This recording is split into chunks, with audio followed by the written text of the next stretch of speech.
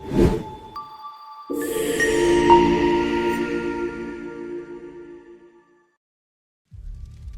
पुरानी, बड़ी और सुनसान हवेली जिसमें अमित और क्षमा अपने 2-4 साल के जुड़वा बच्चों भव और युवराज के साथ एक नई शुरुआत की उम्मीद लेकर आए थे। ये घर शहर से थोड़ा दूर था, बड़े बड़े पेड़ों से घिरा हुआ, जैसे अंधेरा ही घर का एक हिस्सा बन चुका हो। हवा जब भी चलती, लकड़ी के पुराने दरवाजे चढ़चढ़ाते और दीवारें जैसी सिसकियां भरती। ये घर बरसों से खाली था, लेकिन ऐसा लगता था जैसे कोई अब भी यहाँ रहता है। शुरू के कुछ दिन शांति थी, लेकिन जैसे जैसे रात होती गई, अजीब चीजें होने लगी। दीवारों से हल्की हल्की सरसराहट आती, कभी दरवाजा खुद ब खुद हिलने लगता और कभी अंदर से कोई सिसकियां भरता सुनाई देता।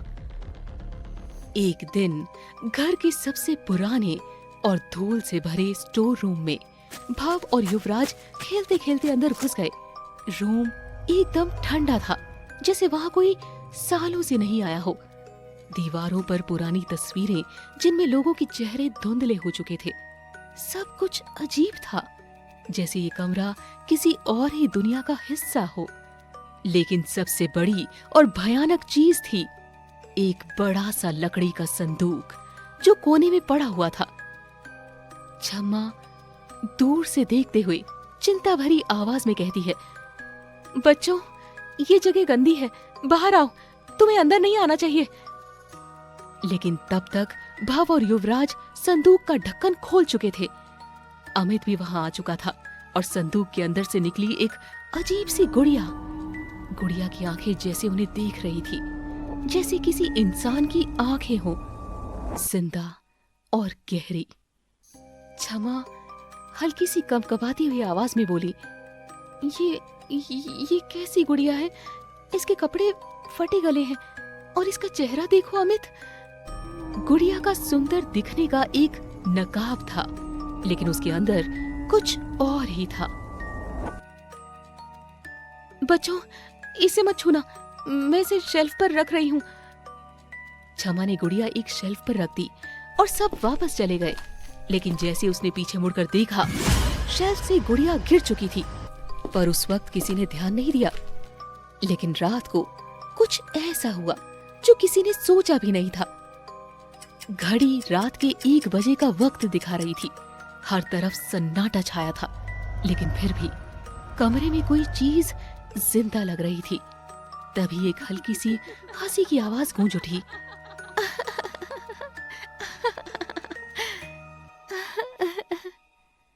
क्षमा की आंख खुल गई। उसने अमित को हिलाकर उठाया। अमित, सुनो, ये कैसी आवाज है? अरे कुछ नहीं है, शायद बच्चे हिले होंगे। लेकिन फिर आवाज फिर से आई, इस बार और तेज। दोनों धीरे से बच्चों के कमरे का दरवाजा खोलते हैं और जो देखा उससे उनके पैर एक पल के लिए जम गए। भव और युवराज बिस्तर से नीचे गिरे पड़े थे और उनका बिस्तर खाली था। और सबसे डरावनी बात, वो गुड़िया जो शेल्फ पर रखी थी अब बिस्तर के बीचों बीच बैठी थी। बेटा, बेटा उठो, भव, युवराज। बच्चों की आंखें खुली थी, लेकिन जैसे ट्रांस में हो। दोनों बिना हिले बस एकटक दीवार की तरफ देख रहे थे। भव, सुन रहे हो बेटा? एक सेकंड के लिए सब कुछ एकदम शांत हो गया और तभी दोनों बच्चे एक साथ जाग गए, जैसे किसी ने उन्हें रात भर देखा हो। अमित, ये बच्चे पहले से ही जागे हुए थे। लेकिन सबसे अजीब बात थी, गुड़िया के होंठ अब पहले से अलग लग रहे थे। वो मुस्कुरा रही थी। अगली सुबह घर अजीब सी शांति में था, ना कोई आवाज, ना कोई अजनबी एहसास। क्षमा ने भव का तकिया ठीक किया, पर फिर एक और चिट्ठी मिली। तुमने मुझे जला दिया, पर क्या तुमने देखा कि मैंने अपनी एक आंख यहीं छोड़ दी है? जैसे ही क्षमा ने धीरे से तकिया उठाया, एक छोटी सी काली आंख वहां रखी थी और तभी कमरे का दरवाजा जोर से बंद हो गया।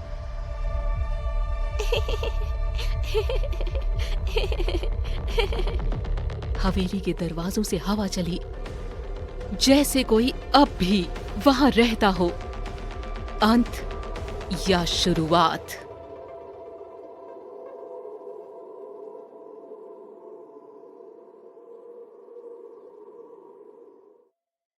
We will help you to create wonderful videos for your brand. Call us or WhatsApp us on +91 98366 27108 or visit us at www.bluemetricmarketing.com. Your one-stop solution for any kind of video creation.